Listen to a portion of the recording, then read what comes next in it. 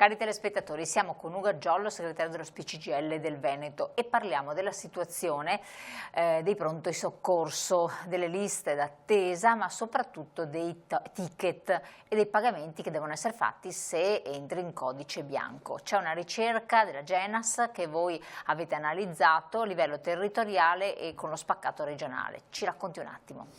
Sì, quello che abbiamo evidenziato noi è che quello che succede in Veneto è che non solo i pronti soccorso sono spesso intasati perché manca personale e il personale che c'è non è adeguatamente incentivato. Non solo le persone quindi sono costrette ad aspettare ore e ore per avere una risposta. La media in Veneto è di 4 ore e mezza ed è una delle medie più alte di tutta Italia. Ma per come sono state congeniate le norme in Veneto, la maggioranza delle persone che si rivolgono al pronto soccorso poi alla fine escono con il codice bianco e quindi come tali sono costretti a pagare il ticket per quanto riguarda le prestazioni che sono state eseguite. Ticket e anche la prestazione. Sì, ticket e prestazione. Quindi un bell'onere, insomma. In realtà il tema qual è?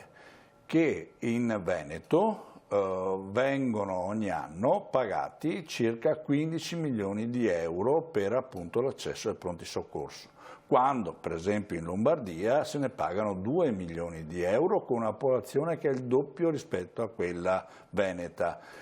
In Emilia-Romagna se ne pagano 7, il che vuol dire che sostanzialmente la Regione del Veneto ha deciso di far pagare molto di più che non nelle altre regioni alle persone fragili che si rivolgono ai pronti soccorso.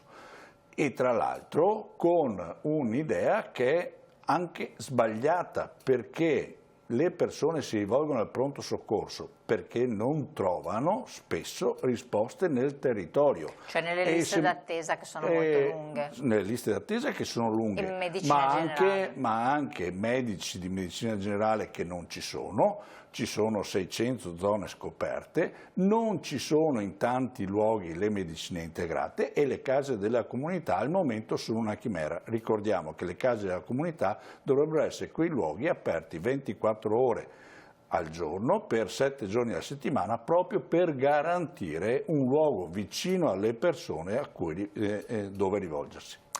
Allora, voi avete fatto delle istanze alla Regione? Sì, noi da tempo stiamo chiedendo alla Regione di intervenire sui temi quali il personale, le incentivazioni e i servizi. Purtroppo abbiamo una Regione che è sorda alle nostre richieste e anche alle nostre iniziative di mobilitazione e negli ultimi mesi è anche sorda alla sola idea del confronto, perché oramai da giugno non riusciamo più ad avere un confronto con questa Regione. Grazie segretario, speriamo che poi ci possa anche essere una risposta in qualche modo, in modo da poterla poi raccontare anche ai nostri telespettatori. Intanto a voi buon lavoro naturalmente, a voi cari telespettatori a presto, ci vediamo la prossima volta.